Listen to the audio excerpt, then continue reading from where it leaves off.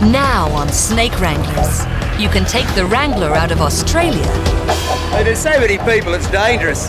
But you can't take Australia out of the Wrangler. Snake. Good antivenom. Welcome to Japan. Prepare for culture clash. As Brian Bush This is a whole experience for me. tracks down a fearsome snake. I'm shaking. A 5-foot bolt of lightning. It's a deadly viper, the one they call Habu. A snake like this in Australia, and I tell you what, a lot of the people living there today would move out.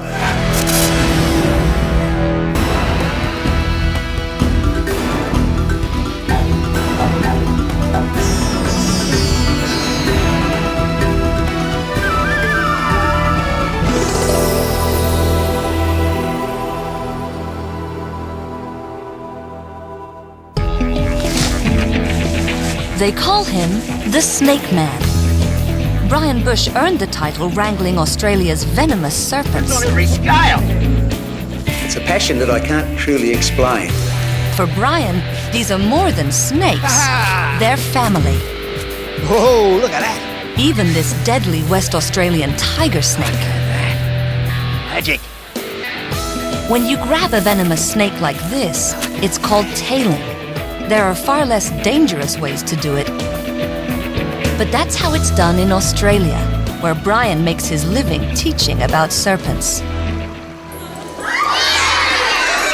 Not slimy. Not gross. Very clean. No worries. He's going to be a snake catcher. Yay! As a youngster, he always loved playing with reptiles. And he grew into a professional herpetologist. But for all his experience, there's a limit to his reptilian repertoire. He's never left home. I've never left Australia's shores. I want to see more snakes. Australia's a huge continent with lots of very dangerous snakes. Death adders, king browns, and the most venomous snake on the continent, the inland taipan. Yet for all of Australia's dangerous serpents, it is the only continent without the most highly evolved of all poisonous snakes. There are no vipers. Vipers are unique for their hollow switchblade fangs that inject venom like a hypodermic needle. One of the most dangerous of all vipers is isolated on a small group of islands in southern Japan. The huge and explosively fast Habu. This is a night stalker. Habus bite as many as 600 people a year, almost 2 a day. Its venom rots flesh, inflicting wounds that may never heal. That's exactly the sort of snake Brian wants to meet. So from the hills of Perth to the streets of Japan's capital city, Brian's going on the prowl for Habu. Excuse me, you fellas. Yeah? Do you know Habu? Habu? His translator, Taiji Igarashi, thinks he's hooked up with the real-life Crocodile Dundee. I was told that Brian is like a crocodile Dundee, so I was very keen to meet him. Brian's learning his way around fast. Good antivenom. Here, the dangerous snakes are sold for medicinal purposes. My first one for Japan. You beauty. And how much does it cost? 280円 280 yen per 1 gram. Then this got Yeah. 128 grams. That's about $340 American per pack. Fortunately, a little goes a long way. This is Habu. Habu, hey. Might make me strong when I go catch one. Habu. Dried Habu.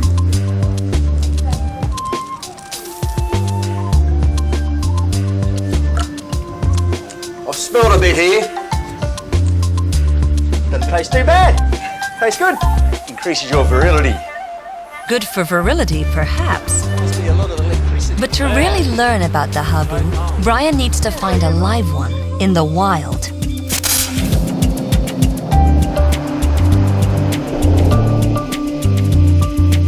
From Tokyo, he catches the first plane out and heads south to these vacation islands, a 2-hour flight. I've just arrived at Amami Island on the tail end of a typhoon. Mightn't be any good for holiday makers, but for snake people, typhoons are great, stimulates activity. The high winds and cold rains drive the snakes from their hideouts.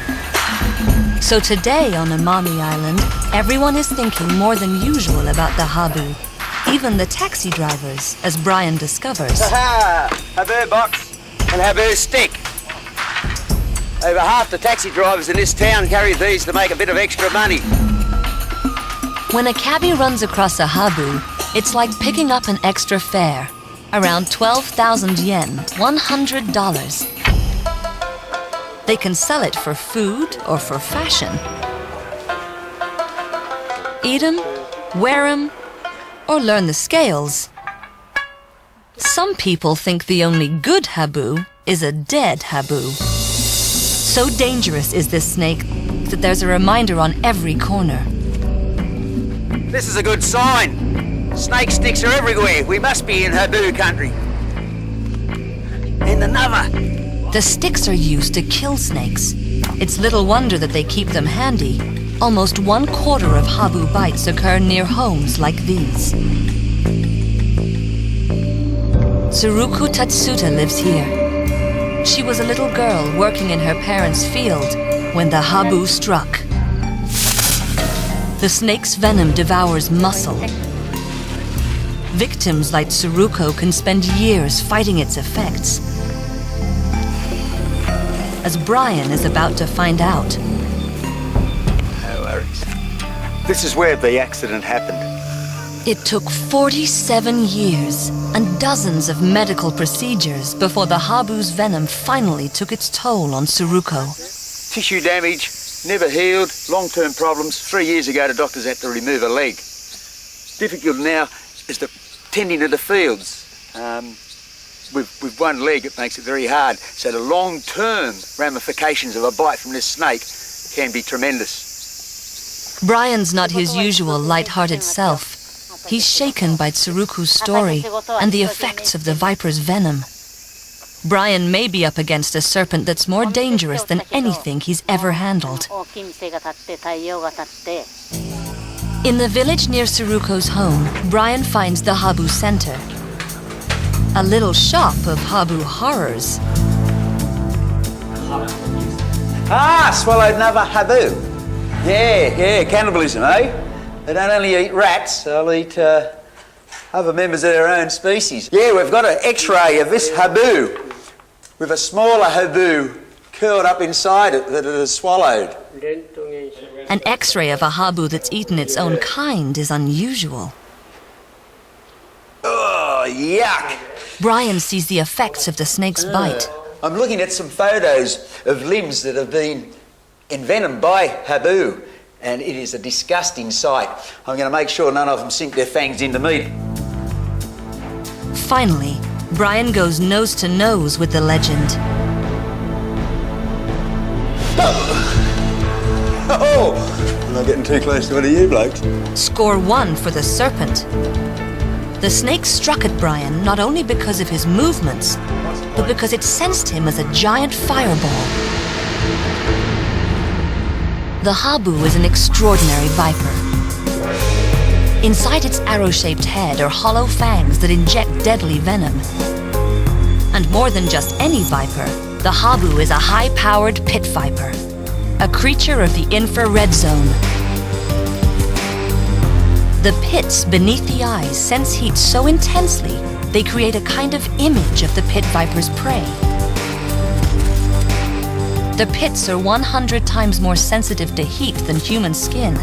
That allows the snake to hunt at night. But sometimes the hunter becomes the hunted. Brian's in for a shock. This Habu is being sacrificed for the sake of a tourist show. The weasel-like mongoose does the job. The furry carnivore was imported to these islands to control Habu. Unfortunately, the mongoose hunts by day when the Habu rests, so they rarely meet except in cages like this. And this is no fair fight. The snake's been defanged. This is the last way Brian wanted to see his viper. To me, this is a shocking thing, that a snake could be treated like this. Now the snake will be sold for its hide. When we come back, be afraid. Be very afraid. I am shaky. It's scary. Snake Man Brian Bush has left Australia for the first time in his life to experience firsthand Japan's deadly Habu. Good day. Here on Amami Island, he finds that the viper is an industry, an intoxicating industry. Oh! The Habu even makes its mark on this region's sake, a variation on the rice wine of Japan, a national drink that's been around for more than 2,000 years. Look at that, 30 kilo of Habu, the secret ingredient. If you expect a worm in your tequila, why not a snake in your sake? First, the cold-blooded snake is iced until dormant. Then, it is bled, gutted, and soaked in alcohol for nearly 2 months. Only then is it ready to infuse the actual sake. Mixed with fragrant herbs, posed, ready to strike, they are bottled and sold for about $700 a jug. Pickled poison. With as much as 16% alcohol, the sake's taste is more zesty than an Aussie beer.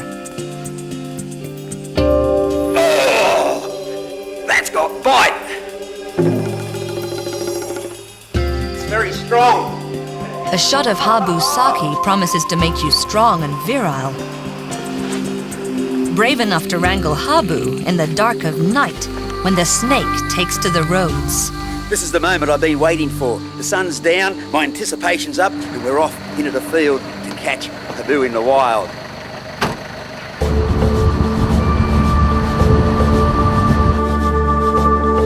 Habu's hunt at night. But Brian leaps after any snake he sees. Aha! Well, this is a good sign. We've only been going a few minutes. We've already got our first snake. It's a solid tooth snake called Akamata.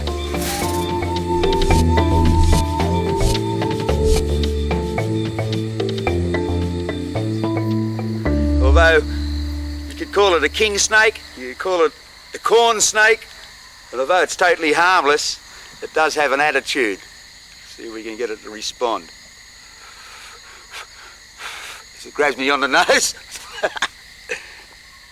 Gonna respond to me hat? Ah, he's got me hat! You little dag! Don't wreck a good Aussie hat! You little devil. Right, we'll get him off the road, give him his freedom, and hopefully he won't come back on it in a hurry. There are clues everywhere. A juicy frog makes a tasty dinner for a Habu on the hunt. And Taiji thinks this frog's familiar. The frog eating habu. Ah! This particular frog. This is the frog that eats it? is the one. Ah! So this guy's after the same animals I am. He's out there eating them, I'm trying to catch them. Like the mongoose, this bullfrog is an import. It eats everything in sight, even very young Habu. But more often it's the frog that ends up on the viper's platter, which is why a hungry snake may be nearby. We'll let him go on his merry way.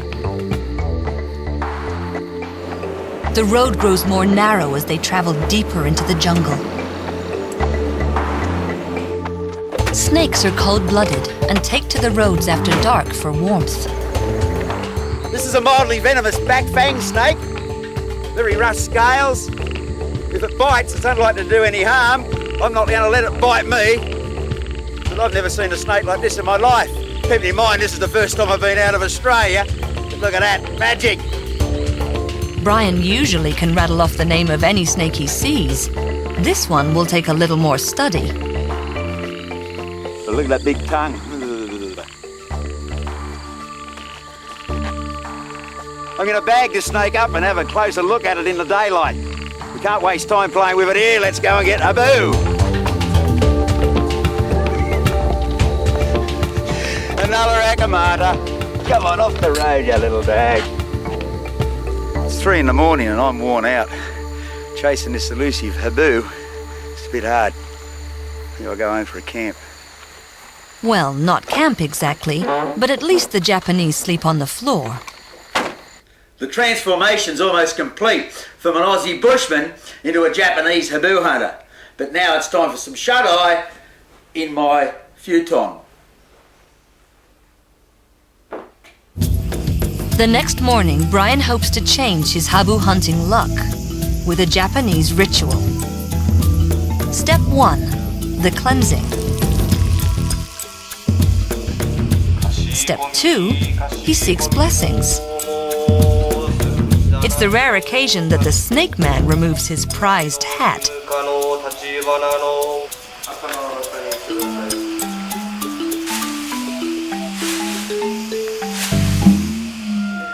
And finally, step 3, sumo wrestling, originally devised to please the gods. The goal of sumo is for one wrestler to force the other to touch the ground, or to be thrown from the ring. From wrangler to wrestler, whatever it takes for a blessing to increase Brian's hopes of finding a wild Habu. The loincloth he's wearing is about 30 feet long and weighs about 10 pounds. These mawashi are never cleaned, for fear the wrestler's experience could go down the drain. This is crazy. The sumo wrestlers asked me to put on some of their traditional clothes. They're dressing me at the moment, and I've got to go out there in front of that crowd. Compared to hunting snakes, this is very, very scary. Walking out there with this body, I wouldn't be wearing this in the bush. I've got to have my hat on, and I'd like my boots on too. Round 1.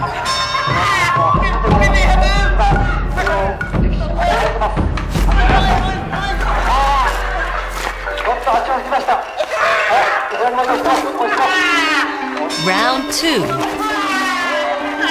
And finally, round 3.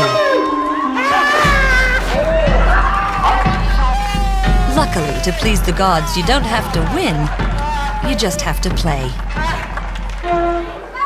Brian's heading into another wrestling contest, where the stakes are a whole lot higher, with snakes.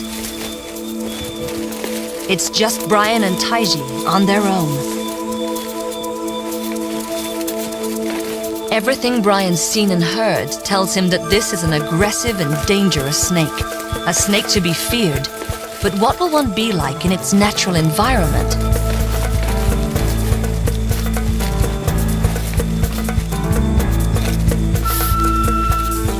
They search for hours, looking through warm, humid cover like tree trunks and weeds. Then, Habu! Oh yeah. finally, this is their lucky day. This is a whole experience for me. This snake has a strike half its body length. This snake looks like it's probably up around that, well, 1.5, 1.8 metres. That means it's almost a metre strike. It's twitchy. Yeah. It's hard to explain in words. It's just...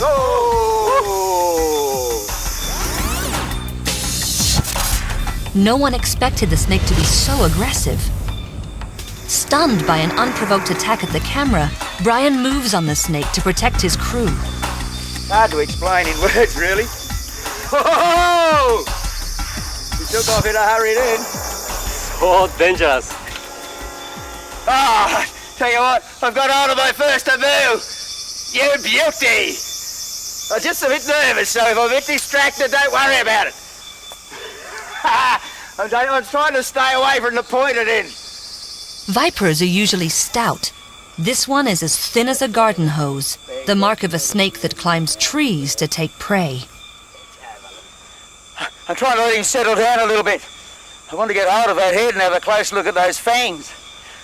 The only vision I got of those was very brief, as his head was flying through the air with mouth agape. It was just a brief, well, millisecond. Just give me a second. Those impressive fangs are a bit like shark's teeth. If one breaks, 6 others wait in reserve. He's watching. Its eyes are said to be as acute as human eyes. Strange for a night hunter, but perfect for a predator. Sorry. Just cleaning his mouth. Oh, A big, healthy snake like this could live 20 years. Venom flowing out of those fangs. Look at the size of them. Massive. The Habu's mouth is wide open, but Brian inflicts no pain. Its jaws are loosely jointed, allowing the Habu to swallow prey. I'm shaking.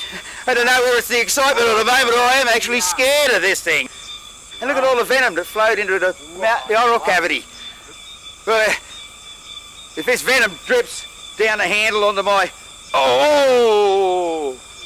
Down the handle, onto one of my open wounds, one of my cuts, it'll start causing tissue damage.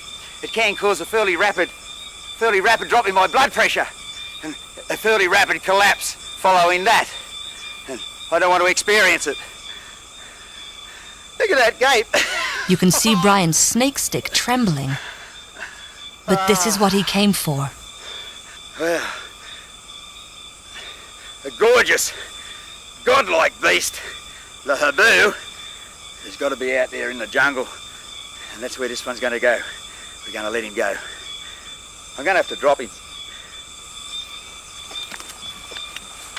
Whew, it's subdued after that. The snake was twisting around in my hand. The fangs are so long, I was just a little bit concerned that if I was holding him from above and below, he pulls back through my hand. The fangs have got nowhere to go but into my hand. I didn't come all the way to see this beast. You end up dying here. This has been an extraordinary experience. For now, it's back to Perth, an end to his first trip abroad. Memories of sumo, a little antivenom, and his very first pit viper. An experience of a lifetime. Behind meeting my wife, my honeymoon and the birth of my daughters, my experience with Habu has been one of the best experiences of my life. Oh!